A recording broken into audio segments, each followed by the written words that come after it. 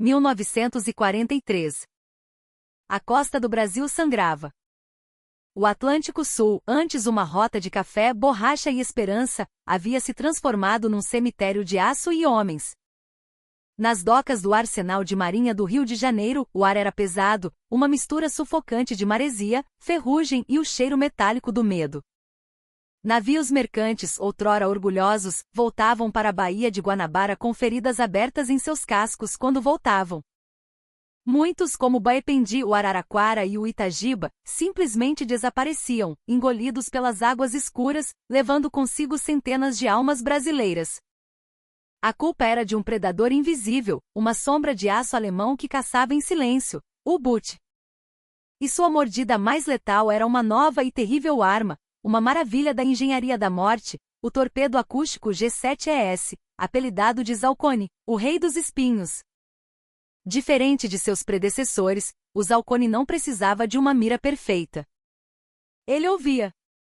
Lançado nas profundezas, seus hidrofones caçavam o som rítmico das hélices de um navio.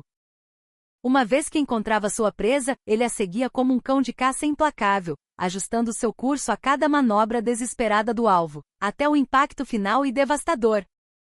Para os marinheiros brasileiros, era como ser caçado por um fantasma.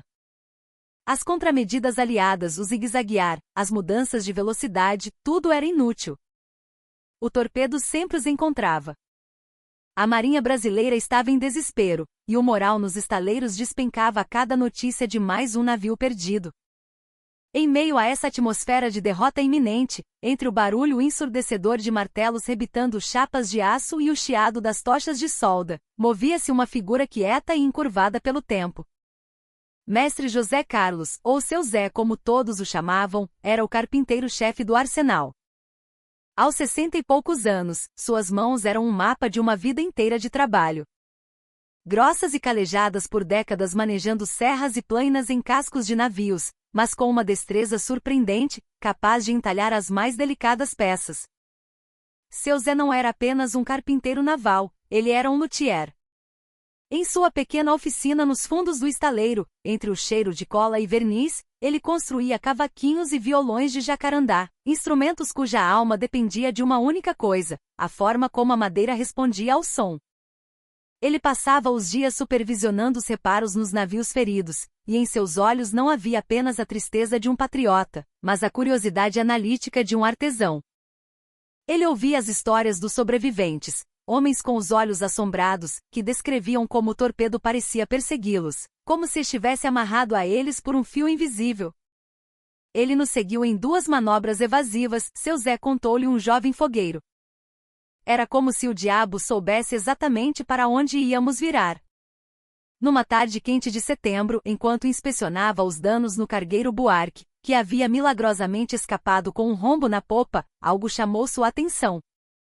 Uma seção do casco perto da casa de máquinas não estava perfurada, mas sim deformada por uma explosão próxima. A chapa de aço externa havia se desprendido parcialmente da estrutura interna, criando um vão, uma bolha de ar de talvez uns 10 centímetros entre as 2 camadas de metal. Por puro hábito de artesão, seu Zé pegou seu martelo de pena e bateu na parte intacta do casco. O som foi um clunk agudo, sólido, metálico e previsível. Então, ele moveu o martelo para a seção deformada e bateu novamente. O som foi completamente diferente. Foi um tum oco, abafado, como se a alma do metal tivesse sido roubada. Um som morto. Naquele instante, algo estalou na mente de seu Zé. Não na mente do carpinteiro naval, mas na do luthier. Ele fechou os olhos e não estava mais no cais barulhento do rio, mas em sua oficina silenciosa com um violão no colo.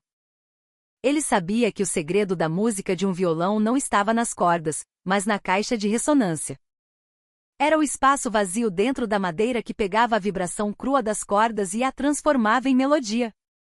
O ar, aprisionado pela madeira, distorcia, amplificava e coloria o som. Paredes duplas com uma cavidade de ar. Era assim que se construíam estúdios de gravação para isolar o som.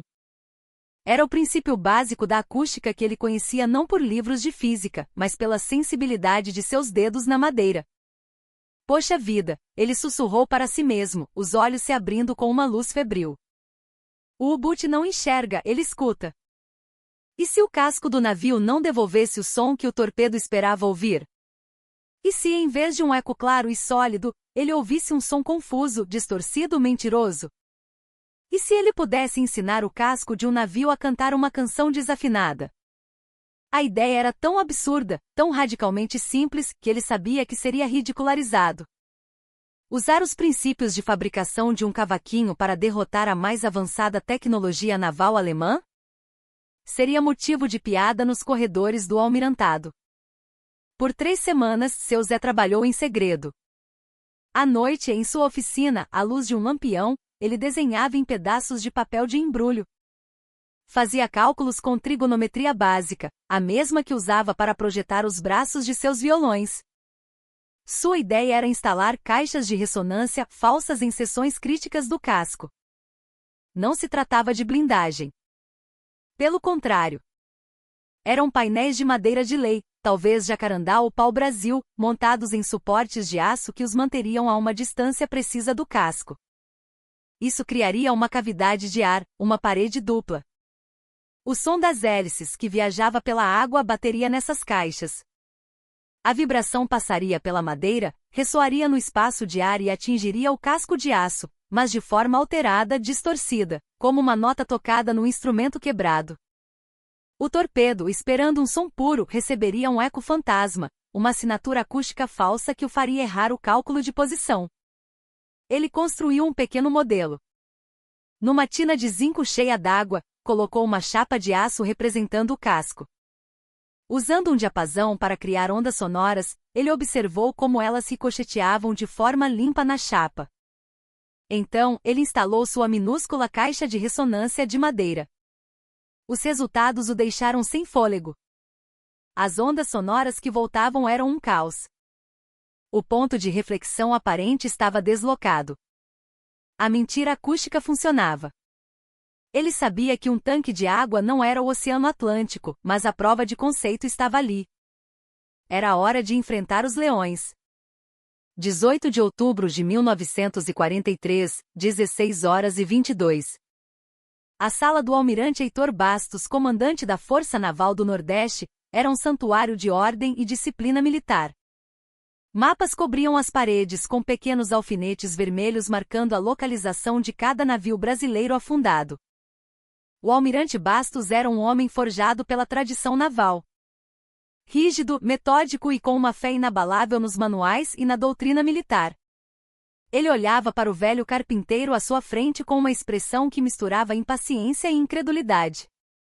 Repita, por favor, mestre José, disse o almirante, a voz cortante como uma âncora sendo arrastada em pedras. Seu Zé, segurando seus desenhos amassados com as mãos trêmulas, mas com a voz firme de quem conhece seu ofício, explicou novamente. Almirante, eu quero pregar umas caixas de madeira no casco dos nossos navios. Madeira de lei. Elas não tocam no casco de verdade, ficam suspensas num suportes, criando um bolsão de ar. Isso vai confundir os torpedos alemães. O silêncio na sala foi pesado. O almirante Bastos olhou para seus assessores que desviavam o olhar, constrangidos. Ele se recostou na cadeira, um sorriso de puro escárnio se formando em seus lábios. Mestre. Seu Zé. Os torpedos acústicos alemães foram projetados pelos melhores engenheiros da Europa, físicos que estudaram a propagação do som na água por anos. E o senhor está me sugerindo que podemos derrotá-los com madeira? Madeira de violão? Ele riu, um som seco e sem alegria. Com todo respeito, o senhor está me propondo transformar um navio de guerra num cavaquinho gigante para enganar a mais alta tecnologia alemã? Está me tomando por um idiota? Seu Zé não se encolheu. Ele ergueu o queixo, e em seus olhos havia a sabedoria de 50 anos de trabalho. Almirante, um submarino não enxerga, ele escuta. O torpedo não vê o navio, ele ouve o barulho das hélices batendo no casco. E eu passei 50 anos da minha vida ensinando madeira a cantar. Eu garanto ao senhor que também posso ensiná-la a mentir. A resposta, tão poética e ao mesmo tempo tão cheia de uma lógica estranha, desarmou o almirante por um segundo. Ele olhou novamente para os mapas, para a sangria de alfinetes vermelhos. 41 navios aliados afundados em 3 meses. Suas contramedidas, as que os livros americanos e britânicos ensinavam, não estavam funcionando. O desespero era um gosto amargo em sua boca. Meu modelo na tina d'água mostrou um desvio de quase 20 graus no som, senhor, insistiu seu Zé. Numa distância de tiro, isso pode significar um erro de centenas de metros. O suficiente para errar o alvo. O almirante Bastos encarou o velho carpinteiro por um longo minuto. A ideia era uma loucura. Uma gambiarra monumental. Se desse errado, ele seria a chacota da marinha. Construiu aletas de madeira num navio de guerra. Mas e se desse certo? A ousadia, o jeitinho brasileiro em sua forma mais pura e desesperada. Seu Zé, disse ele finalmente, a voz baixa e grave. Se isso funcionar, o senhor será um gênio. Se não funcionar, o senhor terá construído as mais estúpidas e inúteis aletas de madeira da história naval e sua credibilidade estará acabada. Entendido? Entendido, senhor, respondeu seu Zé com um alívio que quase o derrubou. O senhor tem uma semana. Um navio. E que seja em segredo absoluto. Testes controlados. Não quero ninguém sabendo dessa sua sinfonia naval. Nos 6 dias seguintes, o arsenal de marinha viu uma operação clandestina se desenrolar sob o manto da noite. Seu Zé e uma equipe de 8 dos seus melhores carpinteiros, homens de sua mais absoluta confiança, trabalharam no cargueiro Rio de Janeiro, um navio que estava programado para zarpar para a Europa em 3 semanas. O cheiro de jacarandá recém-cortado se misturava ao odor de maresia e óleo diesel.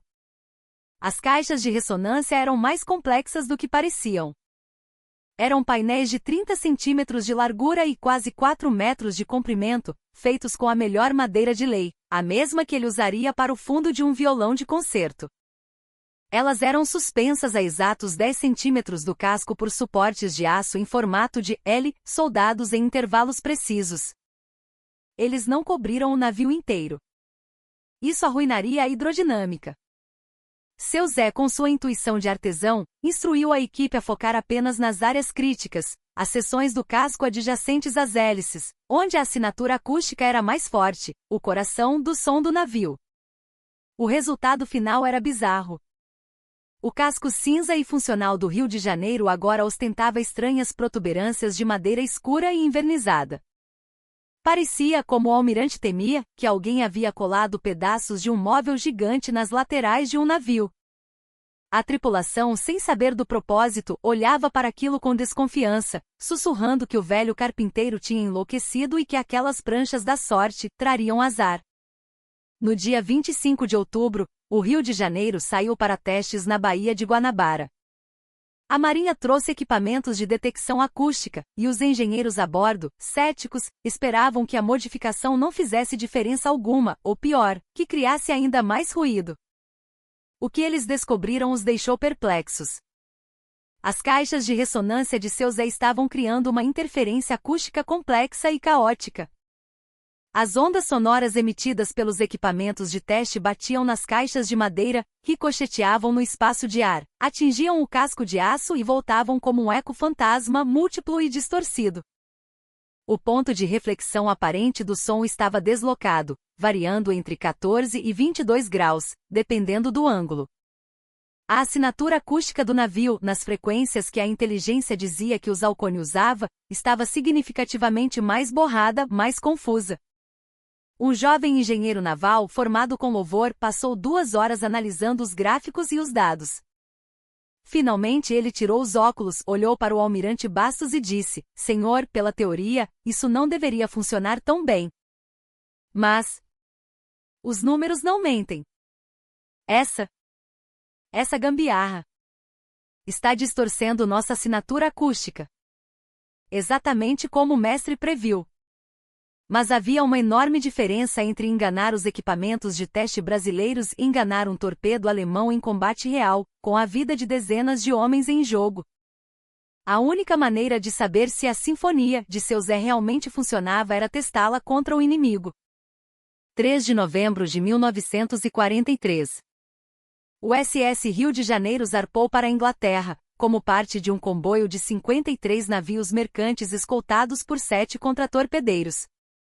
Por 2 semanas, a travessia foi tensa, mas sem incidentes. Seu Zé não dormia direito no rio, imaginando o navio com suas caixas de madeira navegando nas águas geladas e perigosas do Atlântico Norte. O que aconteceu em 17 de novembro mudaria tudo. 17 de novembro, 2h34 da manhã. A 490 milhas a sudoeste da Islândia, a escuridão era total. Nas profundezas, o comandante do U-382, Friedrich Wilhelm Marinfeld, um veterano da Batalha do Atlântico, sorriu ao ver os contornos do comboio em seu periscópio. Eram como ovelhas esperando o abate. Ele ordenou o lançamento de 2 torpedos T-5, os Zalcone, contra os maiores alvos que conseguiu identificar. Torpedo 1 Los. Torpedo 2 Los. O primeiro torpedo partiu em direção ao SS Thomas Jefferson, um cargueiro americano sem modificações. O sistema de guia acústico do Zalcone captou o som das hélices, travou no alvo e o seguiu perfeitamente. Às 2h41, um clarão silencioso iluminou o oceano, seguido pelo som abafado da explosão. O navio se partiu em 2 e afundou em 11 minutos, levando 34 tripulantes. O segundo torpedo tinha um alvo diferente, o SS Rio de Janeiro. A uma distância de 800 jardas, seus hidrofones captaram o som das hélices do navio brasileiro. Seu cérebro eletrônico calculou a posição do alvo com base na reflexão do som no casco. Mas a reflexão que ele recebeu não era limpa. Era um eco distorcido, uma mentira contada pela madeira de jacarandá e pelo ar aprisionado. O torpedo, programado para uma física acústica previsível, calculou que o Rio de Janeiro estava aproximadamente 60 metros mais ao norte de onde realmente estava. Ele ajustou seu curso, acelerando em direção à posição fantasma. Às 2h43, a tripulação na ponte do Rio de Janeiro prendeu a respiração ao ver o rastro fosforescente do torpedo passando a bom bordo. Passou tão perto que puderam ouvir o zumbido de suas hélices. Um erro completo. O capitão Harold Stevens, um gaúcho experiente, não sabia por que o torpedo errara de forma tão grosseira. Ele agradeceu a Deus e a sua sorte incrível. Mas quando o navio chegou a Liverpool, em 24 de novembro, engenheiros navais britânicos curiosos sobre as estranhas aletas de madeira, examinaram o casco. Eles encontraram marcas de detecção acústica no fundo do navio. O torpedo definitivamente havia rastreado o Rio de Janeiro. Ele simplesmente calculou mal sua posição. Os britânicos fascinados enviaram um relatório detalhado para a Marinha dos Estados Unidos, que o repassou para seus aliados brasileiros. No dia 2 de dezembro, o relatório cifrado chegou à mesa do almirante Bastos no Rio de Janeiro. Ele o leu 3 vezes. Seus olhos se arregalaram. Caramba, ele murmurou. A modificação absurda de seu Zé. A gambiarra do velho luthier. Tinha funcionado. Em 8 de dezembro, a Marinha Brasileira emitiu uma ordem de implementação imediata em todos os navios mercantes que saíssem dos estaleiros nacionais.